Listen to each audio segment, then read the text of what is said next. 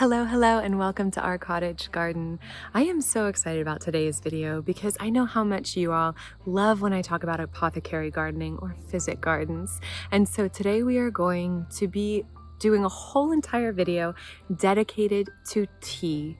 We're going to be talking about medicinal teas. We're going to be talking about how to prepare them. We're going to talk to an expert and check out a tea ceremony at our local farmers market. But to start off, I am here in our cottage garden, right outside of our cottage here.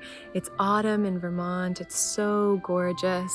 And I am going to make a few herbal teas here. I think the two teas that I want to focus on are lemon balm and ginger. So I want to do a lemon balm and ginger tea. And then I want to do a chocolate peppermint and ashwagandha tea. We don't grow ginger in our garden, but I do have some ginger from the market inside, and the ashwagandha as well is from a local natural food store.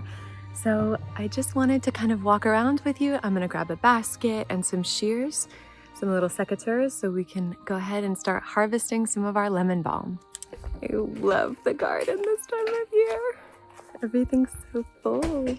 And it's turning orange. So speaking of tea, the other day, I'm not sure which video will go live earlier, like before, but I made a couple of tea bouquets from the garden and they're still drying, but I just love that idea and they just turned out really, really well. So if that hasn't gone live yet, subscribe so that you can check it out when it does.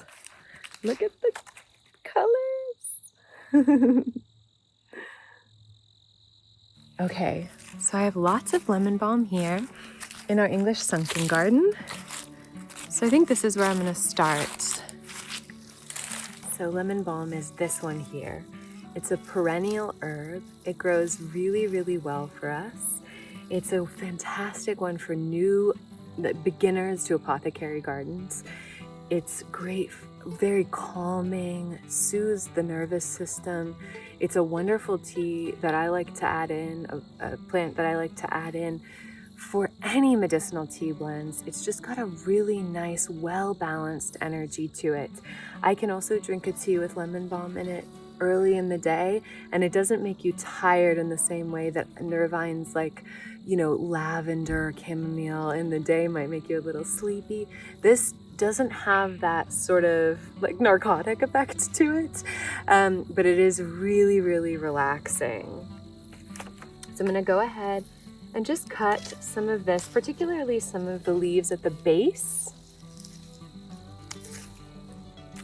And I'm gonna place them into our little harvest basket. Such a handy thing to have when you're harvesting because it's breathable. So even if you leave some of the stuff in there, some of your harvest in there, and you forget to process it right away or make the tea right away, you don't have to worry too much.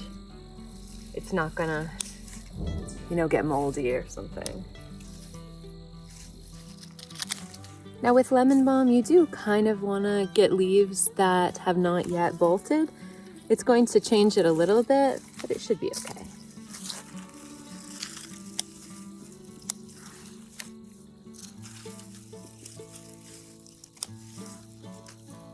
In some areas, lemon balm does spread quite a bit, so just be mindful of that. And maybe put it in a bed that you don't mind. Like I have some in the vegetable patch in the kitchen garden, and that can just go to town. Another thing I love about it is that the leaves change to this really beautiful burgundy color as the seasons change. I love it. Here, let me show you. They start to change to this really pretty burgundy color. I think that's good for now. Great. So that's the harvest for our first tea. I'm just gonna put this in with a little bit of ginger. I like to keep my ginger in the freezer and then I grate it into the teapot. So let's do our second harvest.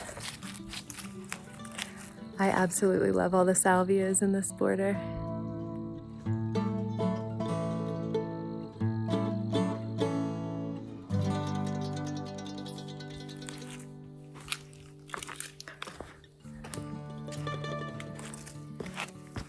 Okay, this is basically the exact same spot that I set in the other video, But I want to harvest our chocolate peppermint. Chocolate peppermint and ashwagandha. Again, these are also very calming. Chocolate peppermint, it's really for the flavor, for the scent, the whole experience of this tea is just amazing. I really like using ashwagandha, which is powdered. The form that I have it in is powdered. And I really like using that in like a hot cocoa at night with maybe a coconut or maybe oat milk, in a maybe turmeric latte. But chocolate peppermint and ashwagandha was just something I was craving. So we're gonna go for it. And I do stems and all. I like to break it up to really access the volatile oils. There we go, one handful from that one and one here. And I don't know if you guys know about earlier in the season, if you saw my video where we planted up this chocolate peppermint, but basically chocolate peppermint is one of my favorite teas. It's one of my favorite medicinal teas. I love chocolate peppermint and pineapple sage. I just absolutely love scented leaves on things, and these ones are fantastic. They make wonderful teas.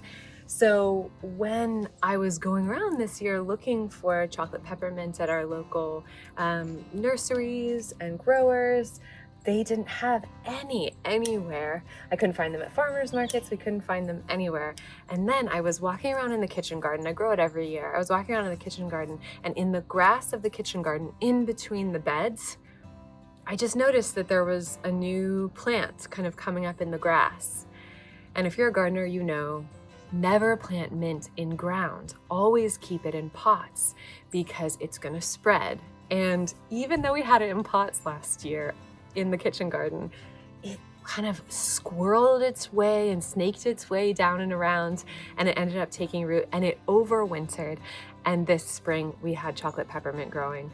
It was kind of amazing, and it was such a gift because we didn't expect to have any. So I am so thankful that we have that. I took it, there was like just enough to divide it into these two pots. It was teeny tiny, just a little kind of growth coming up with just a few roots. Took that and put it into these two pots, and look at this. We've had our harvest, beautiful harvest of chocolate peppermint all year. And I harvest this almost every single day, but it's still growing this much. So as you can see, it's kind of all that you need. It's just two pots of it. Fabulous. Now I'm gonna grab some stevia and then we'll head inside. This is sort of our sick bay for our plants. We take a lot of the plants that aren't really thriving and put them here. And the salvia that had been completely eaten down, I'll give you an update on that. Look at that. It was completely eaten by slugs earlier in the year, and it's already starting to bloom again. That's nice. So this is our stevia, and I'm just gonna harvest about that much. I should be plenty. Natural stevia, you know, growing it is so great because it just is such a powerhouse when it comes to sweetener. So that's a good looking harvest. Now I'm gonna put the kettle on inside and I'll bring everything out here and we'll prep it here together. Hi, baby girl. Hi, sweet girl. Yeah. My favorite teapot. Okay, so we have everything that we need. My favorite teapot, and we have our ashwagandha, we have our ginger over there and another teapot over there, and a little wooden spoon. So now I'm just going to take the chocolate peppermint, take off any dead bits, chuck them into the forest, and then stem and all, we're just gonna chuck these into the pot, breaking them up a little bit just to release all of those beautiful oils. Best part about this is just how amazing it smells. I have been enjoying this autumn more than any other autumn I think that we've had here. And I think there's a big reason for that, which I'm sure I'll be sharing in an upcoming video. But it's just been really, really fun.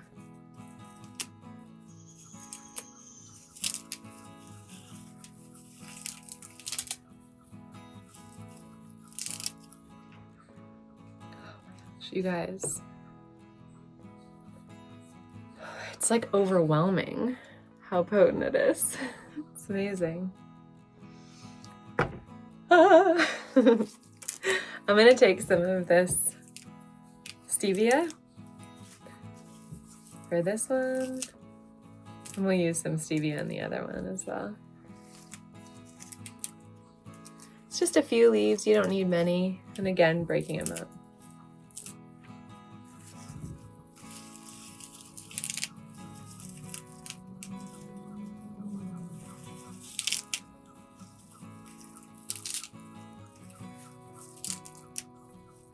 Okay, that's really, really full. We probably don't need that much. But I'm gonna put a little bit of water in, and this is at 100, just about 200 degrees. I'm gonna mix it around, and then I'm gonna add our ashwagandha.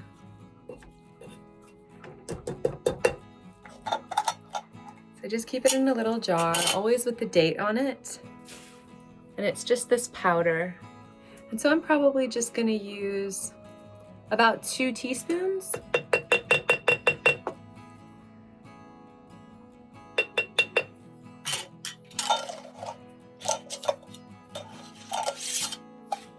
Then I'll add the rest of the water in.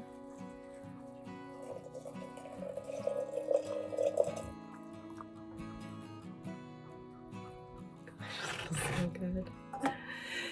Just gonna stir it up a little bit.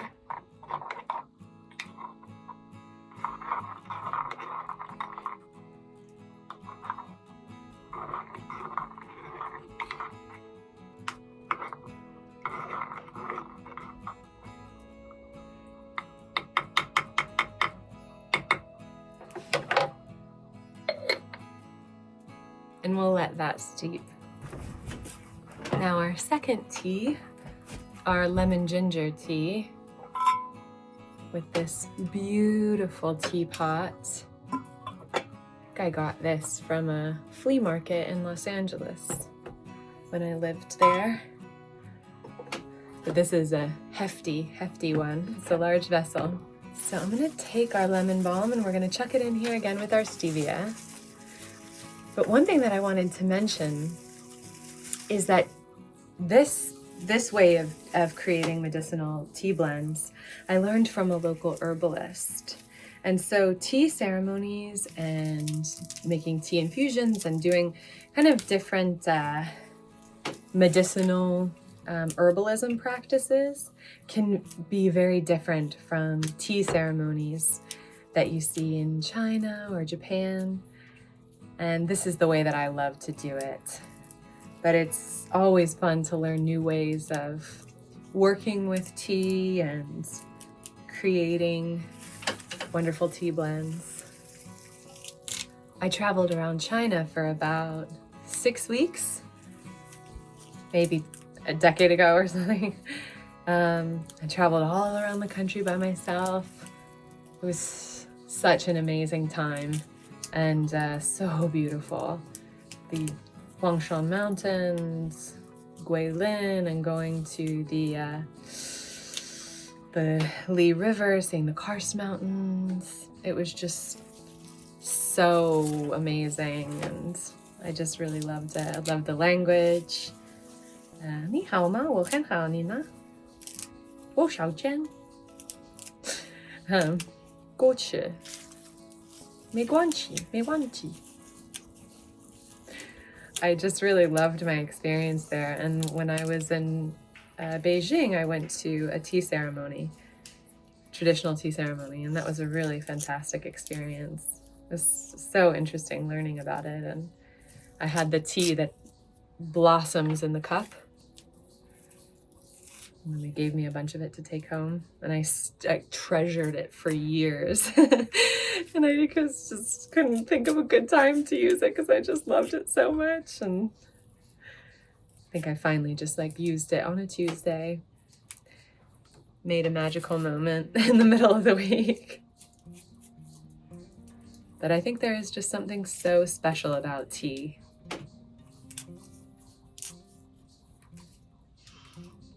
smells so strongly of lemon. Wow.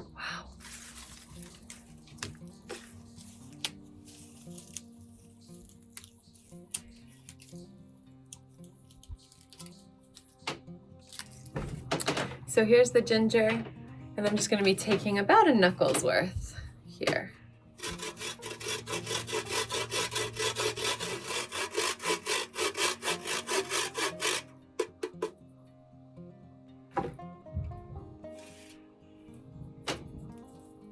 So that's about two teaspoons, maybe even a tablespoon's worth of that there. I'm gonna add some of this.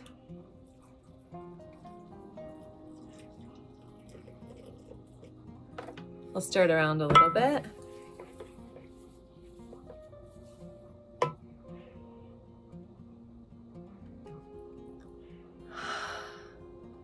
It's so fresh.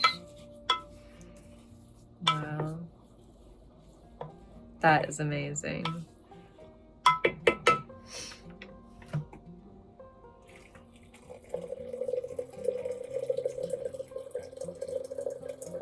A little bit of lemon. Do you have a little lemon for me?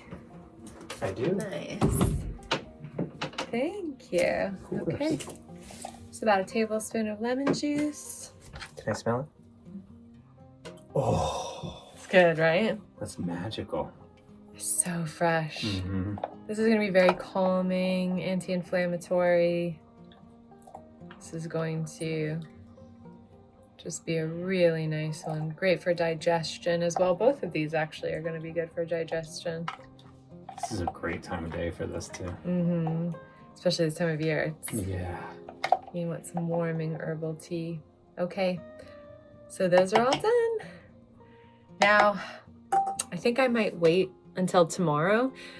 I will have them steep so they're really, really packed with flavor and all of the beneficial properties of the plants, and then we will enjoy them tomorrow. So I'll probably see you then, and we will dive in. Bye. Before I show you how these teas turned out, I wanted to take you to our local farmers market to talk through a very ancient art of making tea. So let's go to our farmers market and see that now. Hi, my name's Dave, and I love tea so much that I started a tea shop.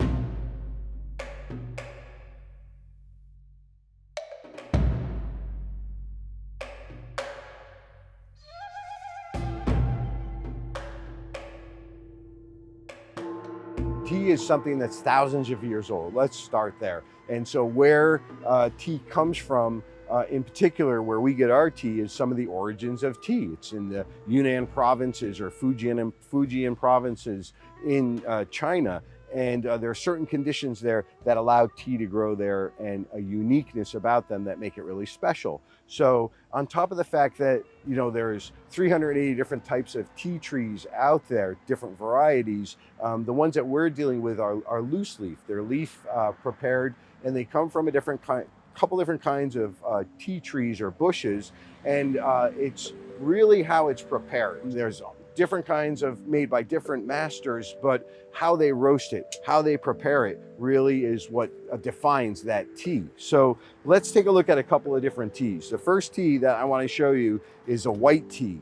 What makes a white tea unique and special is that it has two tiny leaves and then a bud, or a needle we call it. So there's teas like silver needle, there's other teas like golden needle, and they're really, really special teas. So this comes from the top of the tree, it's wild grown, and this is actually considered a big leaf. That is a real big leaf for what's in here. Most of them are really tiny. There's not a lot of twist to this. It's really air dried, no fermentation. And here's your needles. And the needle itself has got fuzz on it, and that's supposed to, because when you make the soup, you're gonna see them floating in the water in the soup, and that's really cool. So together, what this does is this produces a lovely floral and kind of honey noted tea that is super, super incredible. And guys, drinking tea is way more than just drinking tea. We use all our senses. So we're gonna use our eyes, our ears, our nose, and our mouth. So we just took a good look at it. Now we wanna smell it. We wanna see the kind of aroma that it's gonna have. And when we're outside, it's a little tough to catch aroma on a high end, but once we do what we're gonna do next, which is the first part of brewing tea, we're really gonna be able to smell that aroma. And if you wanna smell the aroma of tea, don't smell the soup, because you're not gonna really get the true flavor of that. So this is Gongfu style brewing, and it's very old, and it's changed throughout the 1,000 or so years that it's been brewing. It started like this, then they added that, and this is called a gaiwan. Now you could brew in a teapot if you want, especially for different types of teas. It's a little more appropriate, but whatever is you like to brew, you can brew. We prefer to use a gaiwan though when we pour tea Gongfu style, because it allows us to use our eyes and our nose much better. I can share this with you. And this whole tea experience is really about the sharing. That's why I'm here, to share the knowledge and also share the tea. That's really the best part. So we've got our gaiwan. We've got this really big pitcher here. I usually use something like this to put things in perspective, but because we're at a live event, I'm gonna be pouring a lot of tea for people, so I pour off a good bit. Then I use a filter, because the filter is gonna catch any of the tea leaves. And funny thing about tea leaves and hot water is they don't know when to stop cooking the tea. And really the biggest thing that I found is people burn their tea. They overcook it, they oversteep. And so we wanna separate that stuff. We wanna keep the leaves and the soup apart, because Gongfu style brewing is really just extracting the essence of the tea. And if you do it right, if you do it this way, you're gonna find that you're drinking tea for the first time in your life. Yeah. I could put a tea bag in here. I'll show you. We're gonna use leaves, but I could put, Earl Grey is the tea that I like. I would put an Earl Grey tea bag in here, and when we brew it this way, Gongfu style, you'll be like, wow, I'm really tasting this for the first time. No cream, no sugar, because those things we add because we're burning something.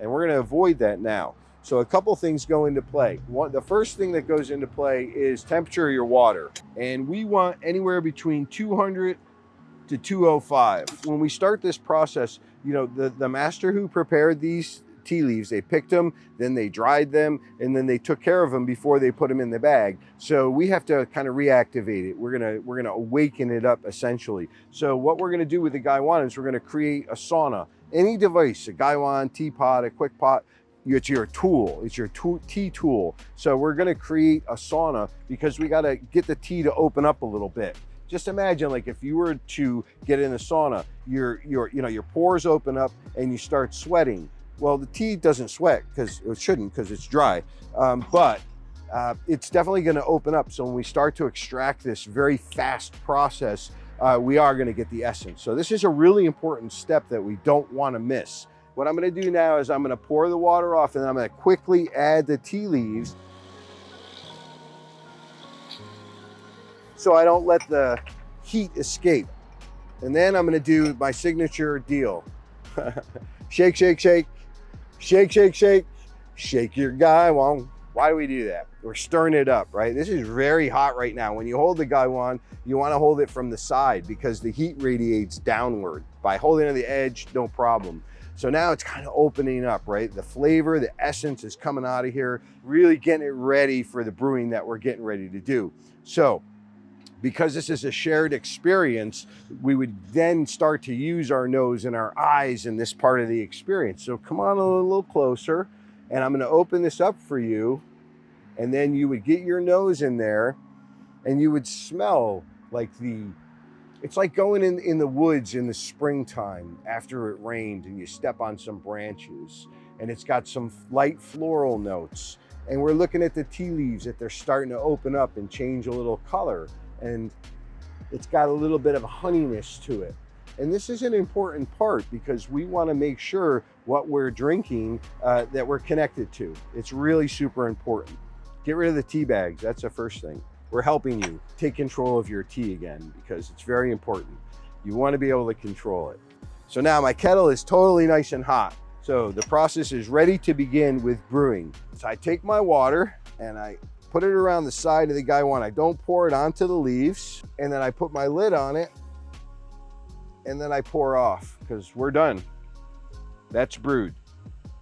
I know that seems really fast and different, but trust me, when you drink this, you would be blown away. And you can see that the water really hasn't even like soaked into the leaves yet. So it's a really fast pull. And I'm gonna continue that now. I'm gonna do a couple repetitions, then we'll take a look. You can brew this pouch of tea for 10 to 12 times easily, very easily. And by managing your tea, you'll have a great tea experience. The first 4, 5, or 6 brews are quick, only 4 or 5 seconds. Then as you start brewing, you get 8 or 9 brews, you can increase your steep time.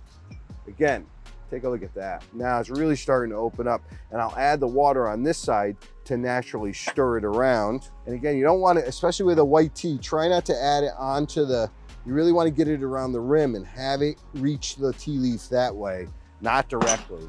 Even there's so many nuances to this, but let's get this part down first. Now, if I were to wait 10, 20, 30 seconds, I literally would have burned the tea. And what do I mean by burning the tea? It's like, you ever overcook vegetables? You know, you're cooking them up, you're steaming them or whatever.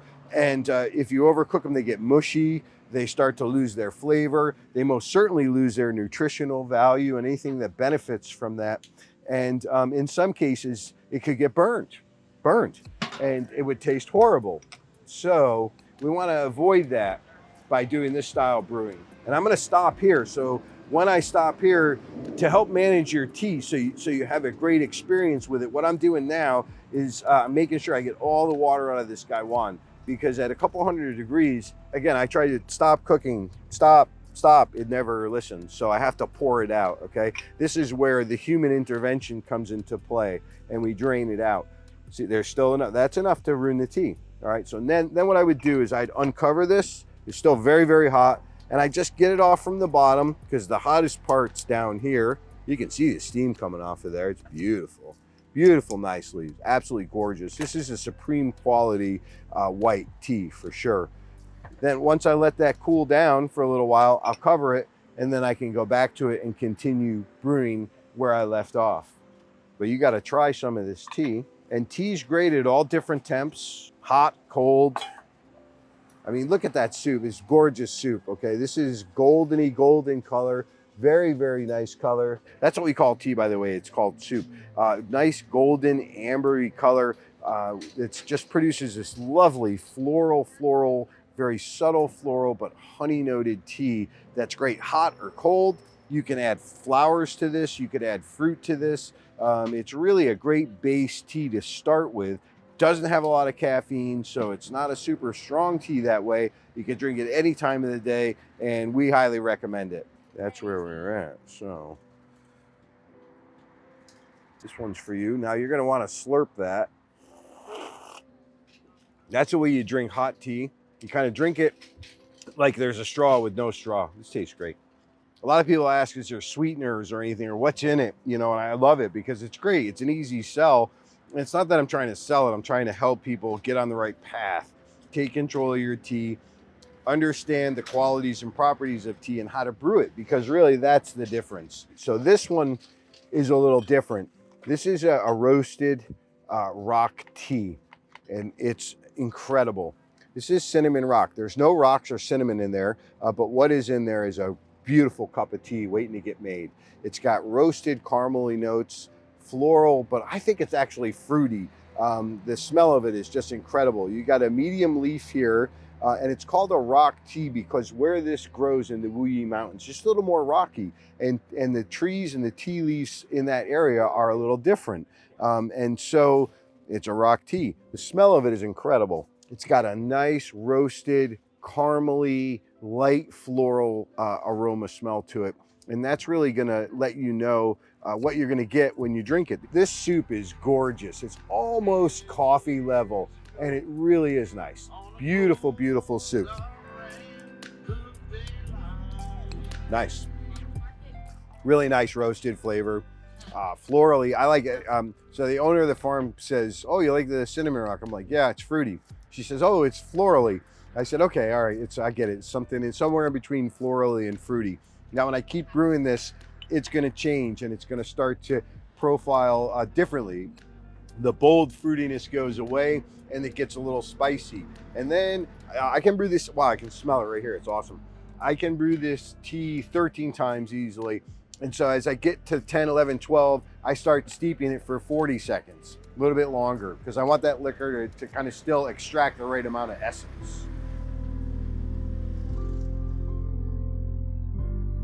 So if you wanted to check us out, we're thewayofthetea.com. And that's probably the best place that you can check us out. We've got our tea on there, and you can reach out to us there and you can message us, and then we can link up with you guys further on too if you want. Yeah, for sure. It's a great place. Hello, it is the next day. I have horrible hiccups. Sorry. But let's go ahead and try our teas. I'm really excited to dive in. I'll pour the other one in this. Oh, that smells amazing. That is the lemon balm and ginger. Ooh. Good. Oh, wow. Yeah, that smells healing. That is delicious. That tastes beautiful. Try that. That's amazing. I can't believe how sweet the stevia makes it. Oh my goodness, it's crazy. Sorry about my hiccups. Wow, it's so lemony.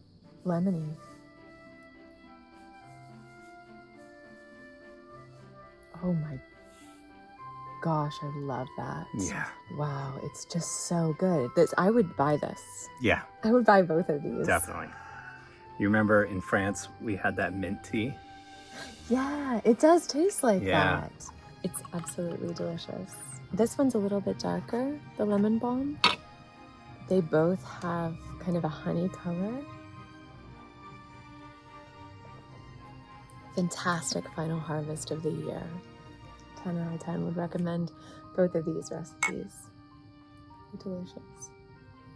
So I really hope you liked this video. If you did, please give it a thumbs up and subscribe if you're not already. It really does help us out. And we'll see you again very, very soon. And don't forget to head down to the links below to check out Way of the Tea. Happy gardening, and we'll see you soon. Bye!